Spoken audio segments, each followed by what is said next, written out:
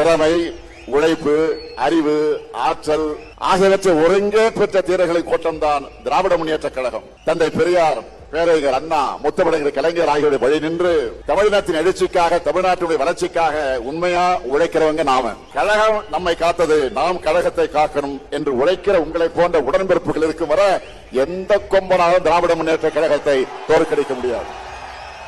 உங்களுக்கு தலைமை தொண்டனாக இருக்கிறது என் வாழ்க்கையிலே நான் பெற்ற பெரும் பேறு. உங்கள் உழைப்பை தொடர்ந்து கொடுத்து திராவிடம் உயர்த்த தமிழ்நாட்டை தலைகுனிய விட மாட்டோம்னு 2026 தேர்தலையும் நீங்க களப்பணி ஆற்றணும். இந்தியாவிலேயே முதல் முறையாக ஒரு மாநில கட்சி ஆட்சியை பிடிச்ச வரலாறு உருவாக்கணுங்க நாம. 75 ஆண்டு கால ஹிஸ்டரி இருக்கு நமக்கு.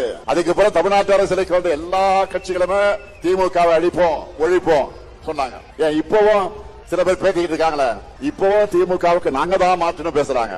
என்ன மாற்ற போறாங்க? நம்ம கொள்கைகளை விட சிறந்த கொள்கையை யாராவது பேசுறாங்களா? மாற்றம் என்று சொன்ன எல்லாரும் மாறினாங்க, மறைஞ்சு போனாங்க. ஆனா திமுக மட்டும் மாறல.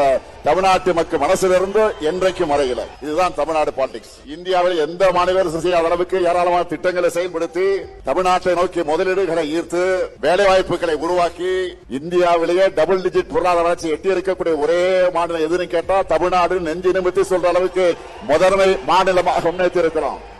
இதனாலதான் நம்ம திராவிட மாடல் அரசை பார்த்தா சிலருக்கு வயிறு எரியுது. வாய்க்கு வந்த அவதூறுகளை எல்லாம் அள்ளி வீசுறாங்க. அவருடைய கண்ணீர் ஆட்டுக்காக ஓனாய் வடிக்க